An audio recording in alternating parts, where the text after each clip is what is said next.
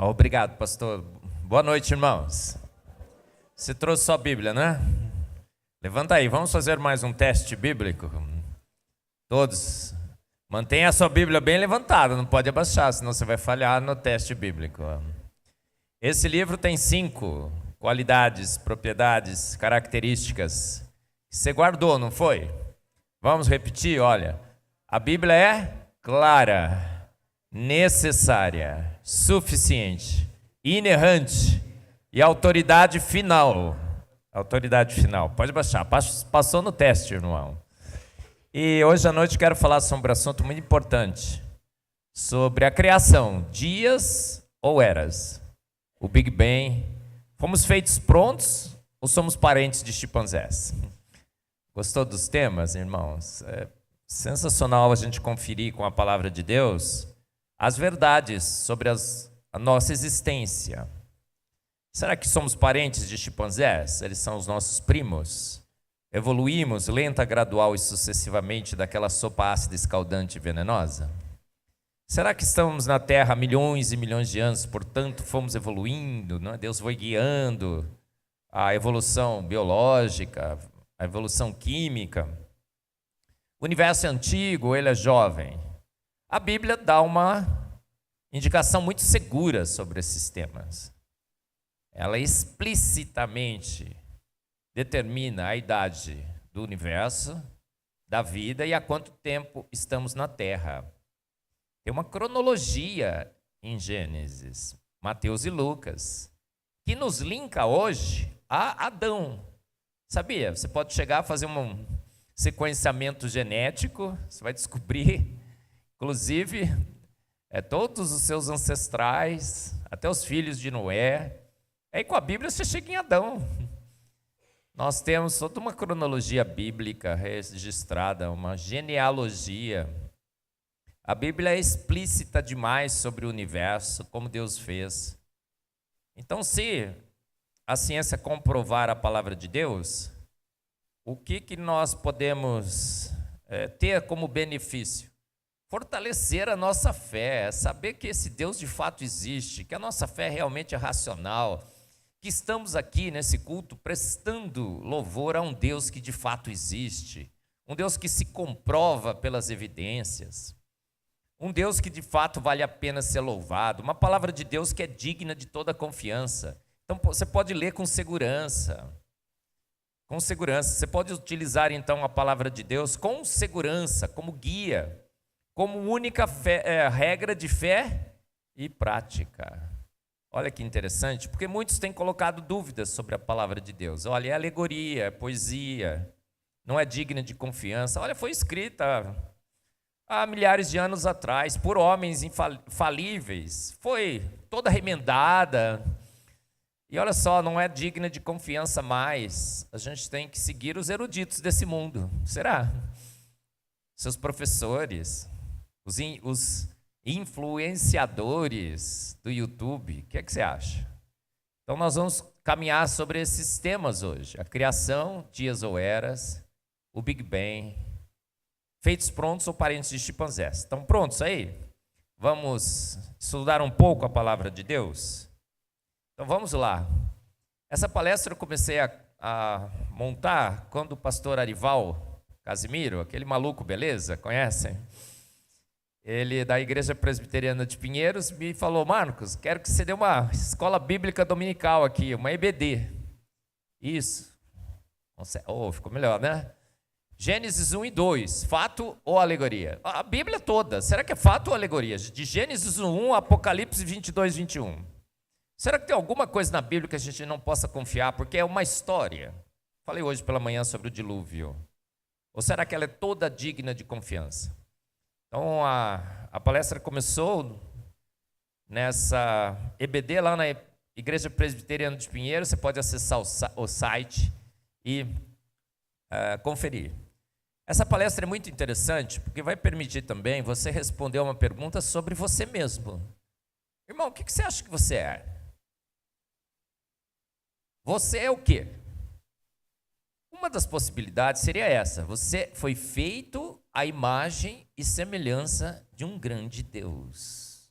O Deus que criou o universo, o Deus que criou a vida. Um dia ele decidiu.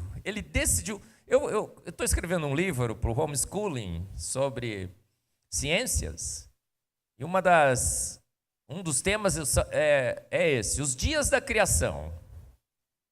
Aí nesse livro eu começo assim, olha que história magnífica, maravilhosa, sensacional, daria um filme épico. Um Deus todo-poderoso, onisciente, onipotente, já cercado de anjos que o adoravam, que a ele davam glória, um dia decide fazer um ser, a sua imagem e semelhança, com os seus atributos, inclusive. Um ser que, inclusive, poderia decidir se rebelar contra ele, como nós fizemos, não obedecer às suas ordens. Olha só, e aí você fala assim, eu não quero saber dele. Muitos fazem isso, não fazem? Olha que Deus sensacional, mas mesmo assim ele nos faz a sua imagem e semelhança. Um Deus que quer ter relacionamento conosco, ele vinha todos os dias, no final da tarde, conversar com o homem, conversar com a mulher. Olha, vamos bater um papo, não é? Vamos conversar. Um Deus que quando é questionado, como Jó, ele fala, Jó, vem cá, vamos bater um papo. Olha só, Jó, quem criou todas as coisas? Fui eu, Jó. Sensacional essa história, não é? Então você foi feito à imagem e semelhança de Deus. Em Cristo Jesus, você foi feito co-herdeiro de Cristo. Pensa bem, a herança é sua também, irmão. Ser irmão de Cristo, não seria? Sim. Então essa é a possibilidade número 1, tá bom? Talvez você seja.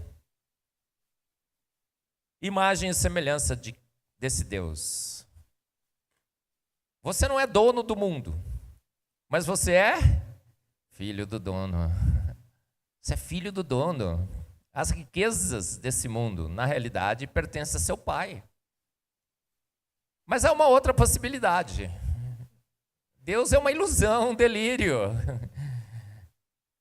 É um delírio. Você está à noite já aqui na igreja perdendo o seu tempo, irmão. Você poderia estar assistindo. O que passa na TV hoje, gente? Nossa, fantástico. Que de fantástico não tem? É? Nada, né? Você poderia estar numa balada, não é, jovem? Poderia estar na praça lá, apreciando uma pizza, né? Outras coisas. Mas não. Será que você evoluiu de uma ameba qualquer? Você é primo de chimpanzés? O universo te criou sem querer te criar. Você é um mero acaso. E o destino final seu é a aniquilação. No universo exaurido, congelado. Morreu, acabou, então desfrute a vida. Seja feliz, não é assim que eles falam? Seja feliz, procure a sua felicidade. Irmãos, tem alguém que possa ser feliz procurando a sua felicidade? A Bíblia diz que não. Você é feliz quando você procura fazer as pessoas ao seu redor felizes.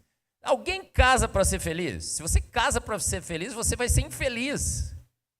A gente casa para fazer o nosso cônjuge feliz. Você casa para fazer sua esposa feliz, você casa para fazer seu marido feliz. E é procurando a felicidade do casamento que os casamentos hoje estão se dissolvendo. Ah, ele é assim, assado, eu não sou feliz com ele. Não é essa a desculpa? Então você poderia ser uma ameba evoluída mesmo. Aliás, se você é uma ameba evoluída, eu sempre começo minhas palestras assim. Já cumprimentou a ameba evoluída que está do seu lado aí, irmãos? Cumprimenta, fala, boa noite, amebinha, amebão. Bem-vindos à Igreja Presbiteriana de Rio Brilhante. Cumprimenta aí, irmão, o seu amebinha aí, amebão do seu lado. Será que somos amebas evoluídas? Irmãos, por mais incrível que pareça, surgiu uma terceira opção. Você é uma ameba evoluída. Você é parente de chimpanzés. Você evoluiu lenta, gradual e sucessivamente, mas foi Deus que guiou esse processo. Esse é o evolucionismo teísta. Antes chamavam de evolucionismo teísta, mas tem uma associação aqui no Brasil que às vezes eles brigam comigo, até mandam carta. Cale-se, Marcos. Mandaram outro dia. Cale-se, Marcos. E essa associação disse o seguinte: olha, não fale que nós somos evolucionistas teístas. Nós somos criacionistas evolucionários. Irmão, eu digo que era pesticida, agora virou defensivo agrícola. Melhorou bem, não melhorou? Criacionistas evolucionários. Deus guiou a evolução. Um Deus todo-poderoso, que pelo poder da sua palavra chamou o universo à existência. Haja universo e bum, houve universo. Precisou, para fazer o homem, usar o quê? Um processo lento, gradual e sucessivo, por tentativa e erros. Um dia estava numa palestra do evolucionismo teísta, de um evolucionista teísta, assisti 4 domingos a palestra dele. E, irmãos, não foi fácil não, hein? Vocês sabem que eu sou assim, né? Bem calminho. Eu queria subir, bater nele, pisar assim na serpente, né? Mas não deu. E a esposa do pastor da igreja estava do meu lado. Aí que foi pior ainda. E ele disse assim: olha, eu estava procurando um mecanismo que Deus usou para criar a vida. E descobri na evolução o mecanismo. Deus fez e não gostou. Eliminou aquela espécie. Fez uma versão 2.0, mas também não gostou. Fez a 3.0, foi testando, foi melhorando, foi melhorando, foi melhorando. Por isso que tem tantos hominídeos no registro fóssil. Até que gostou, você. Deus faz por tentativa e erros, irmãos. Que coisa horrorosa, que Deus mais desqualificado aquele, que ele acaba de apresentar para uma igreja. Estava cheio, tinha uns 200, 300 assistindo, uma aula da EBD. Eu sentado lá, quietinho, assistia às palestras. Essa é a possibilidade número 3. Você é uma meba evoluída assim, mas Deus evoluiu você? O que é que você acha? Não quero que ninguém responda, tá? Mas veja aí, qual é a melhor opção? Se tivesse lá um quadradinho, né? 1, 2, 3, qual que você marcaria? Não pode marcar 2, tá? Só um. Você foi feita a imagem e semelhança de um grande Deus, você é uma meba evoluída, ou você é uma meba evoluída sim, mas Deus que evoluiu essa meba. Tá bom? Olha, o evoteísmo está muito forte entre nós, não sei se vocês percebem, eu sou muito ácido contra essa posição, mas ela ganha adeptos no Brasil, no mundo, ela é financiada por uma grande instituição mundial, com milhões e milhões de dólares. Esses milhões e milhões de dólares chegaram no Brasil. Eles têm recursos assim extremamente abundantes. Eles publicam livros. Eles têm podcasts. Eles contratam podcasts. Falei de um hoje de manhã. Eles estão no nosso meio. Congressos de jovens presbiterianos. Eles têm a estante lá. Eles têm a palavra. Eles não me chamam, chamam eles. Olha só. E nós temos uma luta terrível. E esse evolucionismo teísta, na realidade, é dormir com o inimigo. É colocar o inimigo dentro das nossas igrejas. É incorporar na Bíblia a evolução darwiniana. O dia que a gente fizer isso, joga a Bíblia fora, todo mundo vamos para casa. Não? Vamos fazer o quê? O que o evolucionismo teísta fala? A evolução é a melhor explicação científica sobre a origem da vida, portanto, devemos aceitá-la. A Bíblia não contém ciência, a fonte de conhecimento científico é a ciência naturalista. Um cristão piedoso pode ser evolucionista. Isso foi dito naquele podcast por um pastor batista, bastante conhecido no nosso meio. E essa ideia tem sido aceita por muitos pastores, por menos pelo pastor dessa igreja. Né, pastor? Amém. Amém. Pastores presbiterianos, batistas, adventistas. Não é? Em todos os cantos e todos os lugares, essa situação número 3 está ganhando corpo. Mas não contavam com a minha astúcia. A gente está combatendo isso no Brasil, viu, irmãos? Alguns acham que Deus guiou o Big Bang. Que o universo também foi criado lenta, gradual e sucessivamente. Deus estruturou as forças naturais para que lentamente o universo fosse se estruturando através de processos naturais. Será que essa é uma boa opção também, irmãos? Vamos falar sobre ela? A gente, para responder essas questões, precisa encontrar a resposta onde, gente? Aonde que você vai procurar a resposta? No seu professor de biologia? No seu professor de física? no Marcos Eberlin, no Hernandes Dias Lopes, no pastor dessa igreja, nos diáconos, nos presbíteros. É lá que você vai procurar essa resposta. Maldito o homem que confia no homem. Estou dizendo que eles vão falar certo ou errado, mas não é nas pessoas, nas suas teorias. Nós temos que procurar a resposta onde? Na Bíblia. Todos nós. Porque a Bíblia é clara, suficiente, necessária, infalível, ou, o que eu falei? Inerrante e autoridade final. Olha, essa história, as histórias de que evoluímos, de que Deus guiou a evolução, todos esses compromissos com as trevas, estavam ganhando corpo, invadindo as nossas igrejas. Mas não contavam com a minha astúcia, não contavam com a astúcia de Deus. Deus resolveu dar um basta nessa história. Aí eu, parafraseando um versículo bíblico, Deus disse assim, e disse Deus, haja luz na ciência, e houve luz. Para responder essas questões que eu coloquei para vocês, nós temos recentemente uma quantidade imensa de novas evidências científicas que destroem esses compromissos, que respondem ainda mais claramente essas questões. Quem somos? Como é que o universo foi criado? Ele guiou o Big Bang, não guiou? A Terra é jovem, a Terra é antiga.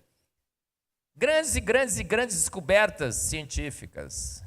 Evidências científicas têm sido acumuladas nos últimos anos que derrubam heresias, compromissos equivocados. E eu vou mostrar algumas delas para vocês.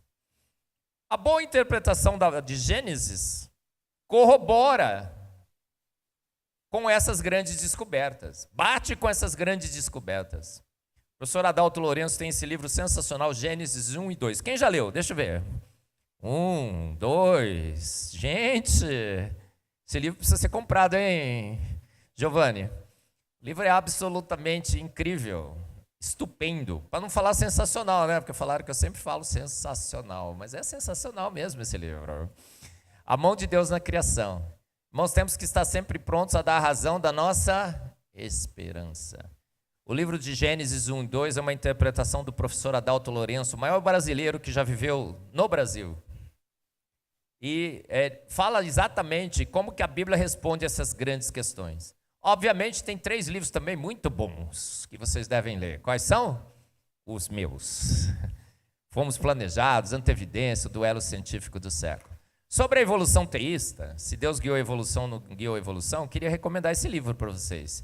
1007 páginas. E aí, quer topar uma leitura de 1007 páginas? Guilherme topa, né, irmã? Olha, o Davi Charles Gomes fez uma introdução. A evolução teísta, uma análise filosófica, teológica e científica. Foi publicado recentemente pela editora Vida Nova. Jonas Madureira coordenou esse projeto sensacional, você deve ler. Mostrando a total inconsistência e incoerência da posição do evolucionismo teísta com a fé cristã, tá bom? Será que os pais da nossa fé, quando perguntados, 1, 2, 3, qual que seríamos, o que eles responderiam? Lutero, Calvino e Wesley, vai, por exemplo. A Bíblia é alegoria? Ou será que era fato? Somos feitos à imagem e semelhança de um grande Deus ou evoluímos?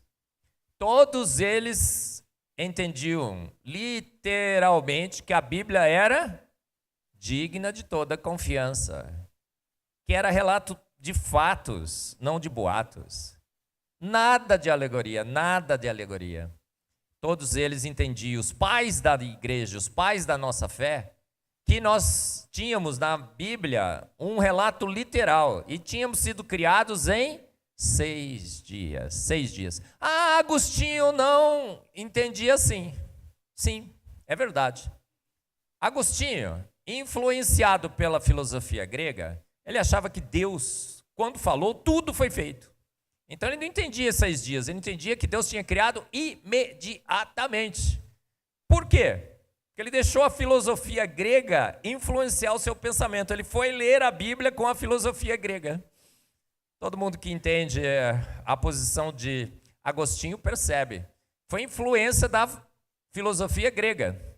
O Deus está fora do tempo, então ele não cria ao longo do tempo. Ele fala e imediatamente as coisas acontecem.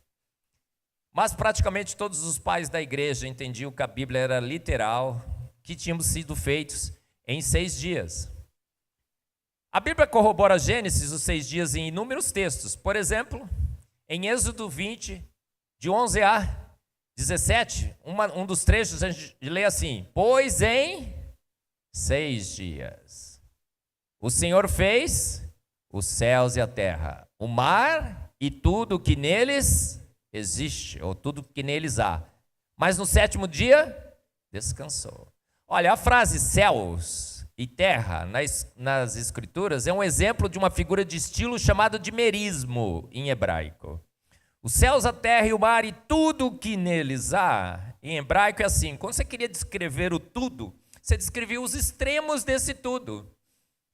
Então os céus, o universo, a terra e o mar e tudo que neles há, para não ter dúvida nenhuma. Então a Bíblia é clara demais: pois em 6 dias. Irmão, se o dia da Bíblia não significasse um dia, o que Deus faria? Pois em eras de muito... não tinha milhões de anos antes. Então ele falava assim: em um tempo extremamente longo, Deus criou os céus, a terra e o mar e tudo que neles há. Não é porque falta palavra que não dá para explicar, certo? E se não fosse dia, ele tinha tirado da Bíblia, não tinha? Está lá na Bíblia, a Bíblia é clara. Ela é digna de toda confiança. Deus cuida da sua palavra. Toda a escritura é inspirada por Deus e é digna de toda confiança. É útil para o ensino. Então, em 6 dias, o Senhor fez os céus, a terra e o mar e tudo que neles existe. No 7º, descansou. Contemplou a sua obra. Então, uma análise linguística das palavras céus e terra na Escritura mostra que se referem a toda a criação. O hebraico não tem uma palavra para o universo, mas os céus, tudo que neles há. O que há nos céus, irmãos? Estrelas, galáxias, asteroides, cometas, planetas, tudo que neles há. Deus criou em 6 dias. Então a Bíblia é clara demais. O universo foi feito ao longo de milhões e milhões de anos. É só ler a palavra de Deus, irmãos. Em Salmos 33:9 está escrito assim: porque ele falou e foi feito, mandou e logo apareceu. Irmãos, a Bíblia deixa alguma abertura para milhões e milhões de anos, um processo lento, gradual e sucessivo? Absolutamente não. O logo do hebraico, quando você vai no hebraico, a palavra logo não é um logo demoradinho. É um logo apressadinho. A melhor tradução é assim: é de pronto, imediatamente, tudo apareceu. Salmos 33:9. Salmos 33:6 fala: pela palavra do Senhor foram feitos os céus e todo o exército deles, pelo Espírito de sua boca. Outras traduções trazem pelo sopro de sua boca. Ou seja, Deus falou: haja universo. Ele soprou, não soprou? E o universo se fez. Sensacional, a Bíblia não deixa nenhum espaço. Quando você quer responder essas questões que eu estou fazendo aqui para vocês, se foi lenta, gradual e sucessivamente, se evoluímos ao longo de milhões de anos, ou se fomos feitos prontos, o universo, a terra e a vida, a Bíblia dá todas as respostas, muito claramente. Esse aqui é o mais espetacular de todos. A Bíblia começa em Gênesis 1:1 com um versículo que é absolutamente cirúrgico. Ele diz assim: no princípio criou Deus os céus e a terra. Irmãos, dá para encaixar o Big Bang em Gênesis? Obviamente que não. Quanto tempo no Big Bang demora para que a terra se seja formada? 9,3 bilhões de anos depois. Mas a Bíblia é absolutamente específica, categórica. Desde o início ela fala: no princípio criou Deus os céus e a terra. Jesus, quando questionado sobre o casamento, pergunto para ele, ele fala: não tendes lido que desde o princípio eu os fiz homem e mulher? Porque ele fala, o Criador é Jesus. Então, se você junta os dois versículos agora, porque a palavra que Jesus usou, ele falou em aramaico, e foi escrito em grego, em Mateus. O princípio que Jesus usou ali, a palavra em grego, é a mesma palavra em hebraico, que quer dizer, esse princípio de Gênesis, o princípio de todas as coisas. Então, se eu juntar os dois versículos, fica assim: no princípio, a Bíblia começa, no princípio, para que ninguém possa ter dúvida, para que ninguém com heresias venha nos convencer do contrário. No princípio criou Deus os céus, a terra, o homem e a mulher. Pronto, acabou. Simples assim. Não há como duvidar, não há como duvidar. Mateus 19:4. Jesus, porém, respondendo, disse-lhes: não tendes lido que aquele que os fez, no princípio, macho e fêmea, os fez. A Bíblia é clara demais, clara, necessária, suficiente, inerrante e autoridade final. Ela dá as respostas, não dá? Esse livro é a nossa única regra de fé e prática. Irmãos, obedeça a palavra de Deus, simples assim. Qualquer coisa que fugir dela é anátema. A Bíblia também diz. Há quanto tempo estamos na terra? Irmãos, você já leu Gênesis, Mateus e Lucas? Gênesis tem toda a cronologia dos patriarcas e genealogia. Esse gerou esse, que gerou aquele, que gerou aquele, que viveu tantos anos. Esse gerou aquele, que gerou aquele, que viveu tantos anos. Aí você vai lendo, já chega no metade e fala: Senhor, para que esse negócio aqui? Coisa chata. Não é? Você achou chato também? Eu também achei. Mas por que Deus fez questão de colocar essa coisa chata aqui? Para que a gente fizesse as contas, irmãos. Para que se estabelecesse o tempo que estamos na terra. E para que ninguém tivesse dúvida, porque ele dá a cronologia, a genealogia. Toda a cadeia de pais, filhos, netos, bisnetos, está tudo ali registrado, quanto tempo viveu, quanto tempo,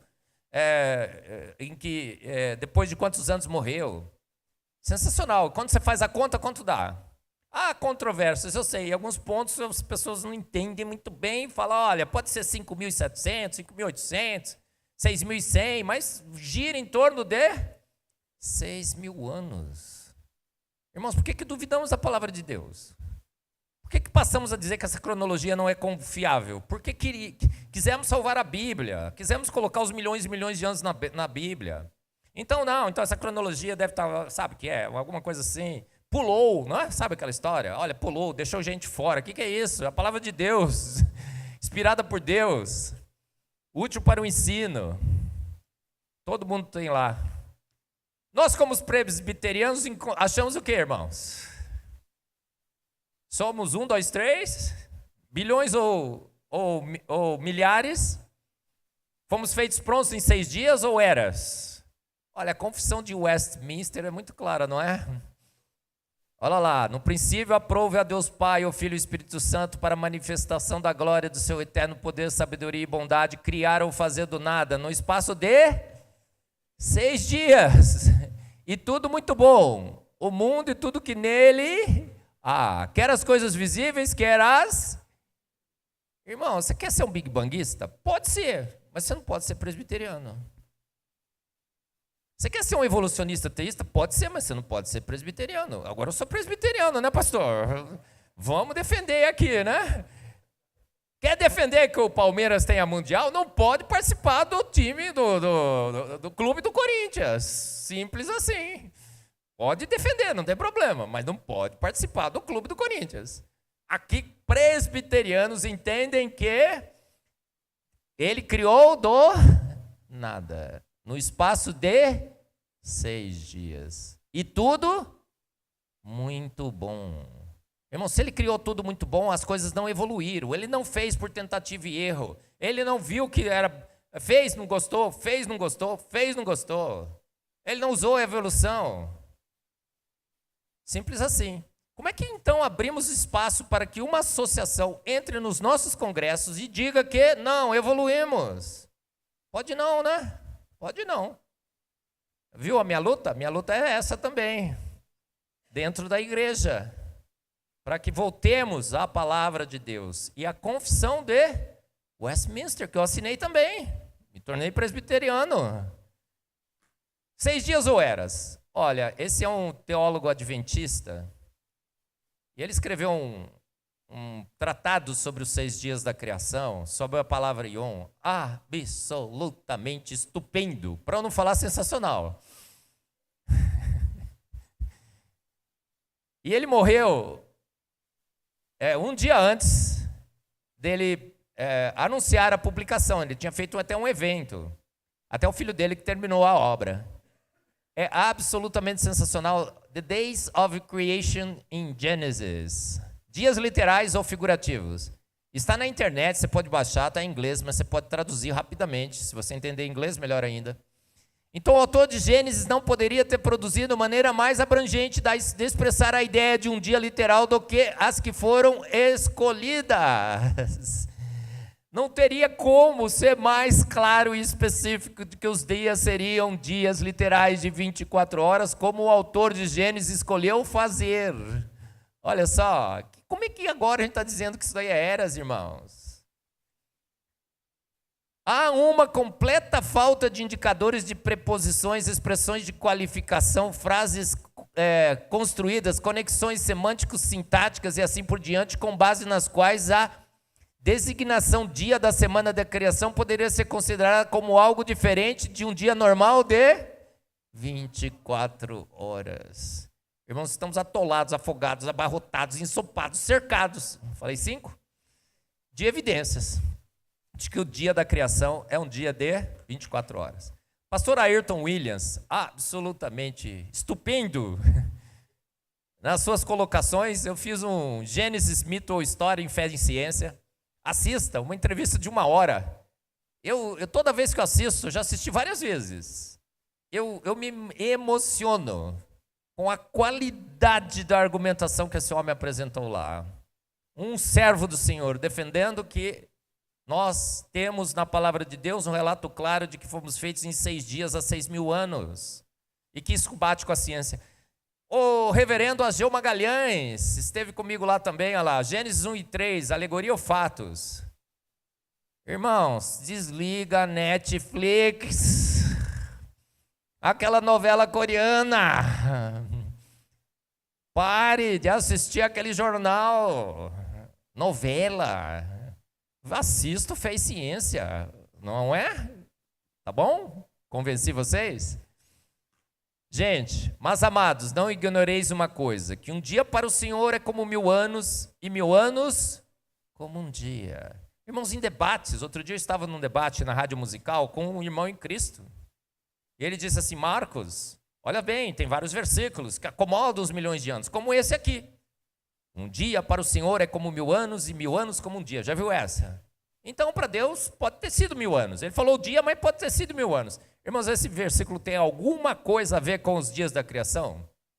Zero. 2 Pedro 3,8 está falando do quê? Da segunda vinda de Cristo. Está dizendo apenas que para Deus, um ano é como mil dias, e 1000 dias como 1000 anos, peraí. Um dia para o Senhor é como 1000 anos, e 1000 anos como um dia. Só isso. O que esse versículo quer dizer? Que Deus é atemporal, Ele está fora do tempo. Pior, ele quer dizer que Deus não se apressa, só isso. Deus é longânimo. Ele não se apressa para cumprir as suas promessas, a segunda vinda de Cristo. Nada a ver com os dias da criação. Você não pode usar esse versículo para querer dizer que os dias da criação poderiam ser milhões e milhões de anos. É assim que os que defendem os milhões de anos fazem. Extraem da palavra de Deus versículos que não têm conexão nenhuma com Gênesis e usam para te convencer. Você tem que estar esperto, não tem? Não vai cair mais nessa, certo? Né? Cadê o Henrique? Veio aí, Henrique? Está aí? Henrique, você não vai cair nessa, né? De achar que esse versículo é sobre a criação, certo? Combinado? Falou que sim. A intenção dessa passagem é bem colocada por Lloyd.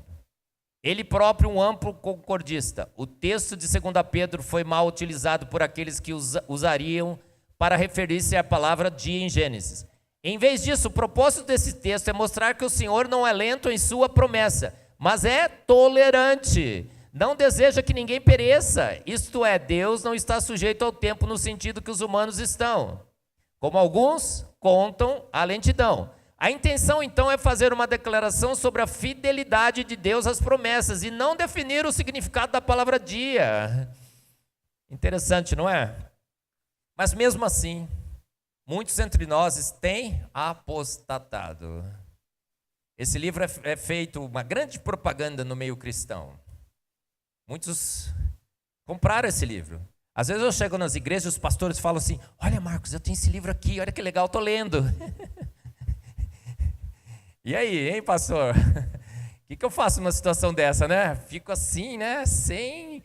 Gente, o mundo perdido de Adão e Eva, sabe o que esse livro fala? Não, gente, a ciência provou que são milhões e milhões de anos. E a gente tem que acomodar, dar um jeito de acomodar milhões e milhões de anos na Bíblia. O meu filho foi para a universidade e aprendeu a evolução. Chegou em casa e falou: pai, e agora? O que eu faço? Ele falou: não fica de boa, filho. Ah, Deus guiou a evolução. E o dia da Bíblia é milhões e milhões de anos. Aí eu disse numa palestra lá na igreja presbiteriana de Pinheiros: o que esse pai devia ter feito? Puxar da orelha do filho. O que é isso, moleque? Está apostatando? A Bíblia que tem razão. A ciência de homens é a ciência de homens. Maldito homem que confia no homem nesses milhões de anos. A Bíblia é clara. 6 dias. Não quero confusão. Irmão, se lê esse livro, um absurdo. Eu ia jogar ele fora. Não jogarei mais. O que eu farei com o livro? Vou queimar, irmão. Vou queimar. Senão alguém pode achar. Fazer um churrasco aqui na igreja. Para pegar fogo no carvão, acho que nem isso serve, vai contaminar. Eu falei para vocês já sobre William Craig. Olha, ele escreveu esse livro, In the Quest of the Historical Need. Eu não li o livro ainda, tá? Nem comprei. Eu não consegui investir nele ainda. Mas eu li um monte de resenhas sobre ele. O William Craig diz o seguinte, um grande apologeta, hein? Um grande apologeta. Mas ele diz o seguinte: olha, de fato, a ciência provou que estamos aqui há milhões e milhões e milhões de anos. E, de fato, então, a gente tem que entender que Gênesis é alegoria. Os discípulos e apóstolos de Jesus não souberam ler Gênesis, interpretaram como literal, mas eles estavam enganados. Eu estou certo, o William Craig está certo, os apóstolos de Jesus estavam errados. Jesus, quando disse, não tendes lido que desde o princípio eu os fiz homem e mulher, também se enganou. Pode? Pode não, gente. O que é isso? Não lê esse livro. Ah, esse aqui é aquele cartaz que eu falei para vocês. Outro dia eu recebi esse convite. Lendo a Bíblia com Charles Darwin. Já pensou se eu tivesse ido, gente? Nesse evento? Eu não aguento. Eu saía no braço. Eu destruía tudo lá. Ia bater em todo mundo. Conheço a minha adrenalina. Pode ler a Bíblia com Charles Darwin, gente? Olha, foi a impressão que nós tivemos dentro da nossa igreja, dentro da nossa fé, de que a evolução tinha vencido, que os milhões e milhões de anos tinham vencido, que fizemos fazer com que a Bíblia se tornasse uma alegoria, que ela pudesse ser lida com a ciência de homens. Charles Darwin para ler a Bíblia, irmãos. Uma teoria totalmente fajuta, equivocada, vencida pelos dados. Darwin morreu. Agora vamos usar para ler a Bíblia. Você aprendeu isso com a sua professorinha de EBD, que você tem que ler a Bíblia com ciência de homens? Da onde surgiu isso, gente? Da onde surgiu? É essa coisa do compromisso que fizemos com ciência de homens, que a gente precisa combater. Não dá para ler a Bíblia com Charles Darwin, a gente tem que ler Charles Darwin com a Bíblia. E quando a gente lê Charles Darwin com a Bíblia, fala: errou, Charles Darwin, feio. Porque é contra a palavra de Deus. Esse outro livro eu também li outro dia.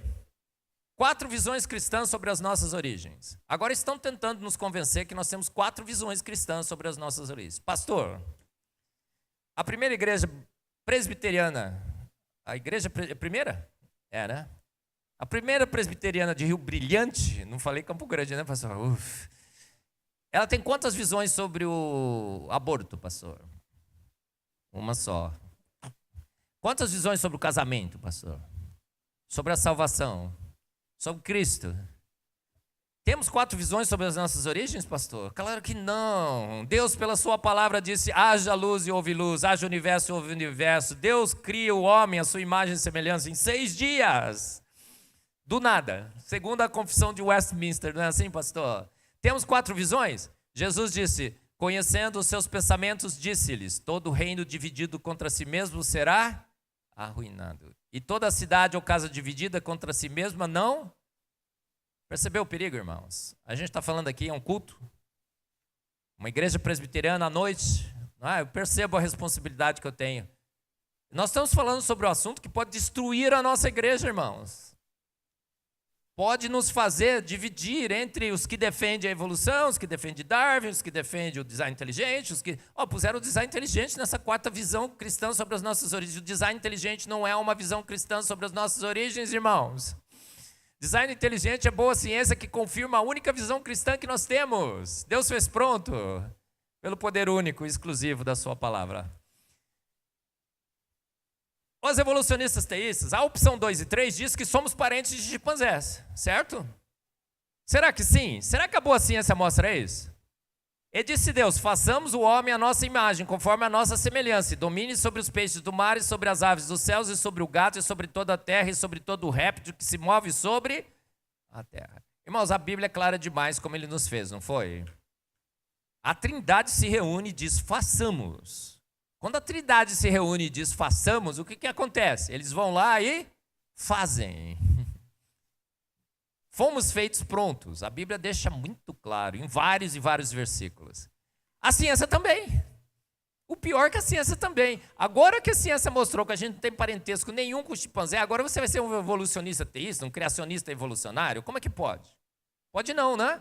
Olha só, você é parecido com chimpanzés? Eu falo nos meus livros Fomos Planejados, Não Tem Evidência, no Duelo Científico do Século, falo nas minhas palestras, nos meus programas e tudo mais. Fomos olhar o genoma, sabe o que aconteceu? A gente é só 1% diferente? Não! Essa diferença vai hoje de 7% a 44%. Eu acho que o melhor número é 33. Você é 1 bilhão de pares de bases diferentes dos chimpanzés. Em proteoma tinha um artigo com 80%. A gente agora acabou de publicar um bem conservador com 66% de diferença em proteínas.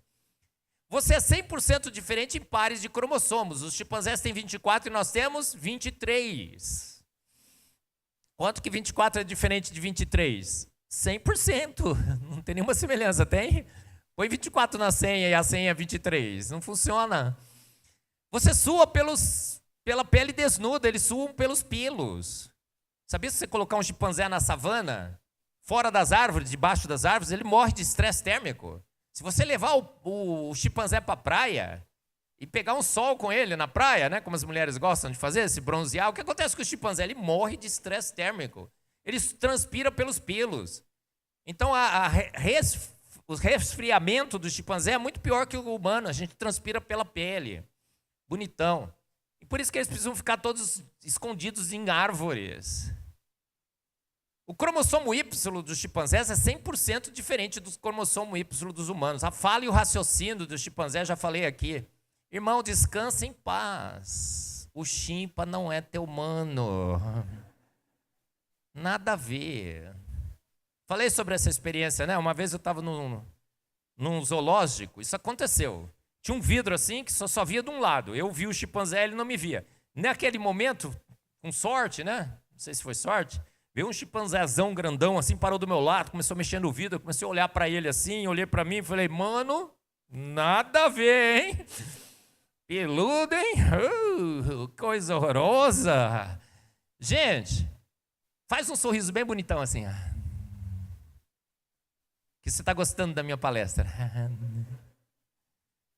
Agora faz uma cara feia assim, né? Você não está gostando, né? Você está preocupado com o jantar, está com fome. Gente, você tem, com seus músculos da sua face, você faz mais de 10 mil diferentes expressões. Chimpanzé não faz nada. Ele tem sempre aquela cara de meio de bobinho, né?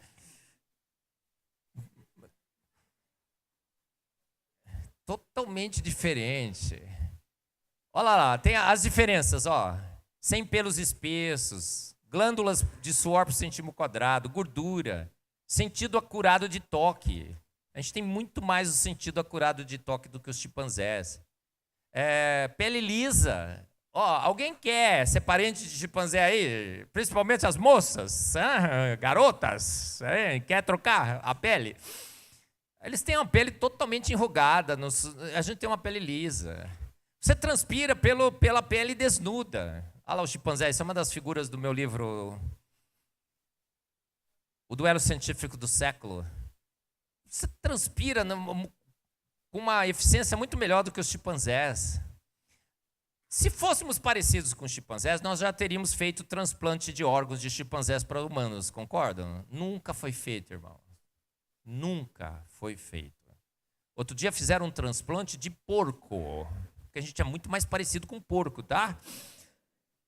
E só os palmeirenses que gostam desse negócio. Porco. Pegaram um fígado de porco e transportaram em humanos. E transplantaram para humanos. Fizeram nocaute do sistema imunológico do humano. Tiveram um monte de estratégia para conseguir colocar. O humano estava em morte cerebral. Então, transferiram. Aí falaram para o mundo, fizemos um transplante de fígado de porco para humanos. Olha só, a gente é tão mamífero como os porcos, não é? Esqueceram de dizer que o cara morreu depois de 1 mês. Ele estava morto. Deu certo? Deu não. Porque a Bíblia diz que fomos feitos segundo a sua espécie. Gente, porco é porco, chimpanzé é chimpanzé, humano é humano, simples assim. Por isso que nunca um cão vai casar com uma gata e vai nascer um cão-gato que faz miau, au, au. Impossível. Outra questão, a Terra é jovem, gente? Se a Terra for jovem, a opção número 2 e 3 cai por terra, não cai? Será que a Terra é jovem? Gênesis 1:9, disse Deus, ajunte-se em um só lugar as águas, falei pela manhã na palestra do dilúvio, que estão debaixo dos céus, e apareça a parte seca. Irmão, se isso estivesse acontecendo ao longo de milhões e milhões de anos, a dinâmica das costas, das praias, dos litorais dos continentes, está modificando a forma dos continentes. Às vezes o mar avança um pouco mais, recua em outra posição. O nível do mar está exatamente no mesmo lugar desde que nós começamos a medir, tá? Descanse em paz, você não vai morrer afogado. Porque o mar vai invadir as nossas praias. É uma dinâmica e vai mudando a forma dos continentes. Mas hoje a gente olha os continentes e eles se encaixam perfeitamente. Isso significa que esse processo está rolando por quanto tempo? Pouco tempo, irmãos, milhares, não milhões.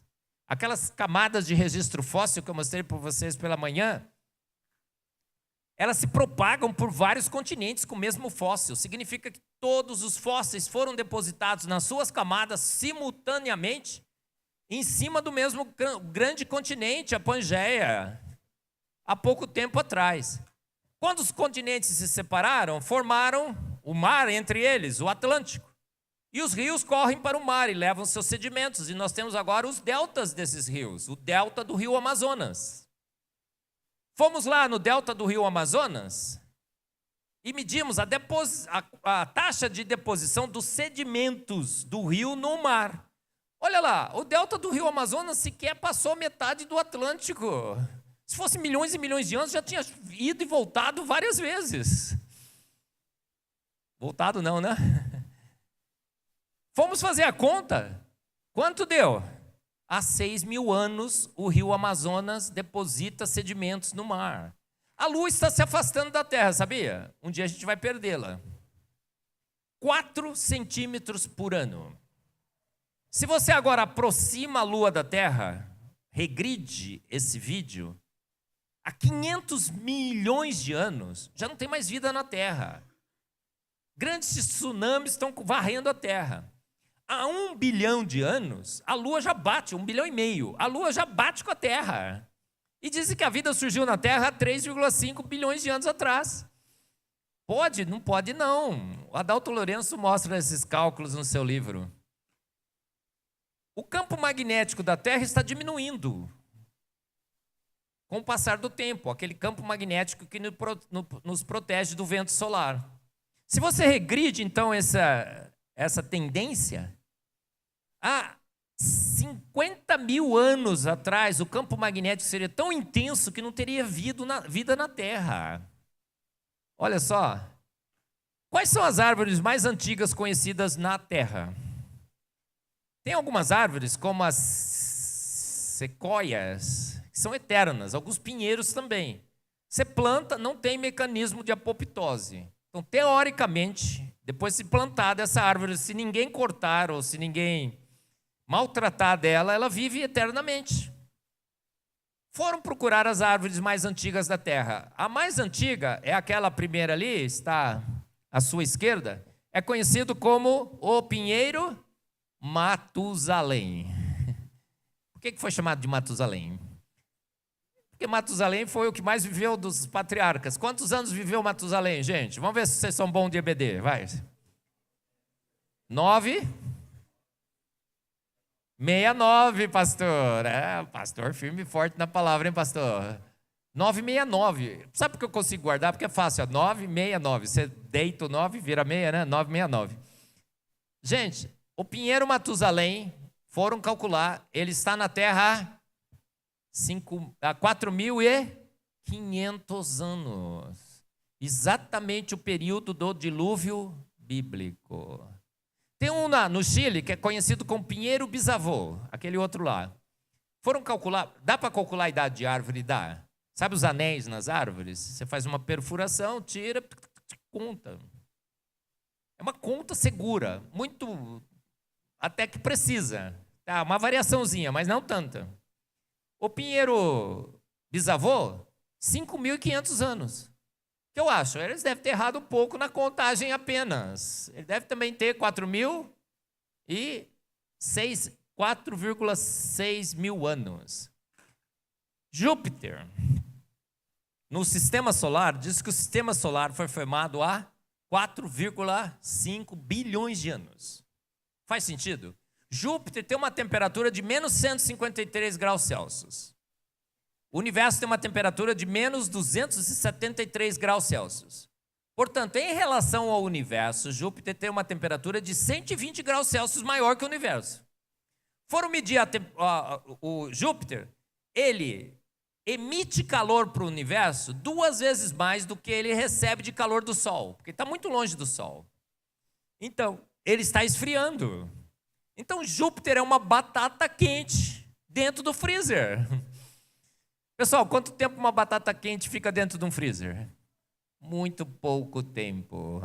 Não dá para a gente imaginar por 4,5 bilhões um Júpiter que emite 2 vezes mais calor para o universo ainda ter uma temperatura 120 graus Celsius acima. Os cometas. Cometas agora, falei ontem, né? São sorvetes perto de fornos. Cometa é uma bola de gelo que eventualmente passa ao redor do Sol. E quando ele passa ao redor do Sol, o Sol é muito quente, derrete o gelo, forma aquela cauda maravilhosa dos cometas. Ele dá o seu show. Deus gosta de dar shows, né?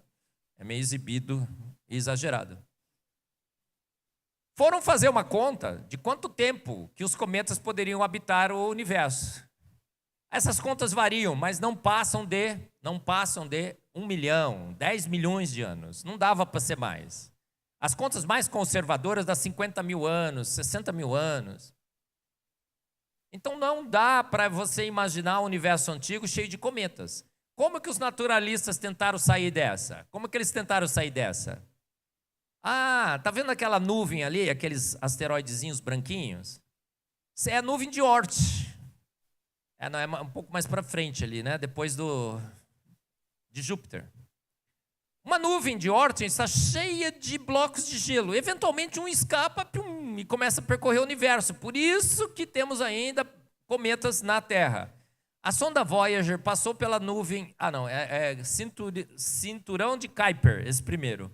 Passou pelo cinturão de Kuiper. Sabe o que a gente observou lá? Só rochas.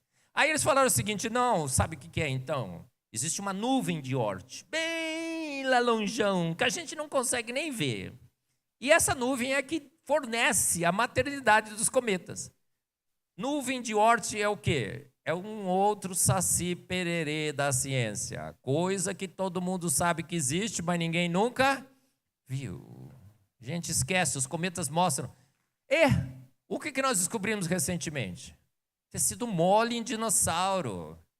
Carbono 14 em diamante. Carbono 14 tem um tempo de meia-vida de 5.730 anos. Tem carbono 14 em carvão.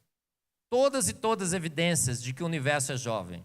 Mas a mais contundente evidência jamais coletada pela ciência veio com as fotos do Hubble e do James Webb. Essa é a primeira foto, eu já tinha mostrado para vocês. Sensacional. Essa foto aqui é a foto do universo quando ele foi praticamente formado. E o universo está pronto. A Bíblia dizia em Salmos que ele falou e tudo se fez. Ele ordenou e logo tudo apareceu. Ele soprou o universo com o sopro de sua boca. E as fotos do James Webb e do Hubble confirmaram absolutamente essa grande descoberta. O universo está praticamente igual na foto do que o universo que a gente vê hoje. O que significa? O universo foi feito pronto e há poucos anos, milhares, não milhões, bate exatamente com seus 6.000 anos da palavra de Deus. Os naturalistas achavam que as galáxias, ao longo dos bilhões e bilhões de anos, tinham evoluído. Tinham começado da direita para a esquerda aqui. Não, isso. Começavam com uma galáxia irregular. Depois formavam as galáxias espirais, depois as elípticas, depois as esféricas. E isso seria a evolução das galáxias ao longo de bilhões e bilhões de anos. Nas fotos do James Webb, o que acontece? As galáxias todas já estão lá, de todos os tipos, esféricas, espirais e cilíndricas, menos as irregulares. As protogaláxias não apareceram, estava tudo pronto. E um dos cientistas, essa foi uma declaração sensacional, da Universidade de Yale, nos Estados Unidos, ele disse assim: você passa do nada para essas galáxias totalmente prontas, formadas, num piscar de olhos. Praticamente ele parafraseou Salmos 33:9, não foi? Porque ele falou e tudo se fez. Porque ele ordenou e num piscar de olhos. Do nada passamos para essas galáxias todas formadas. Irmãos, a ciência tem confirmado a palavra de Deus. Sensacional. Quantos anos estamos na Terra? Nós. Será que 6.000 anos? Tem esses programas no Fé e Ciência que você deve assistir. O João Paulo Reis dá um show lá. Falando o quê? Sobre os tecidos moles de dinossauros. Mais de 16 tipos de biomoléculas foram encontradas em dinossauros. Você vai lá e corta o osso, tem colágeno elástico e plástico. Olha ali, né? Fomos no DNA dos humanos e descobrimos o quê? Estamos na Terra acumulando mutações deletérias. Cada geração, nós aumentamos o número de mutações deletérias de 50 a 100. Todo filho, irmãos, é pior que seu pai e que sua mãe, de 50 a 100 mutações deletérias. Sabia? Por isso compreenda seu filho, irmão. Está evoluindo. Mas você também, em relação ao seu pai, você é 50 a 100 mutações deletérias a mais. Uma geração demora quanto tempo? 20, 25 anos. Quantas mutações deletérias nós temos? Aproximadamente 6.000. Fizeram as contas, estamos na Terra há 6.000 anos. A genômica prova, é um relógio. Adão e Eva foram literais ou alegóricos? Gente, fomos na mitocôndria. Descobrimos lá um DNA mitocondrial. Fizemos o sequenciamento do DNA mitocondrial de vários e vários humanos. O que descobrimos? Todos na Terra descendem da mesma mulher que habitou a Terra há 6.000 anos. Por que chamaram de Eva? Porque bateu exatamente com Gênesis.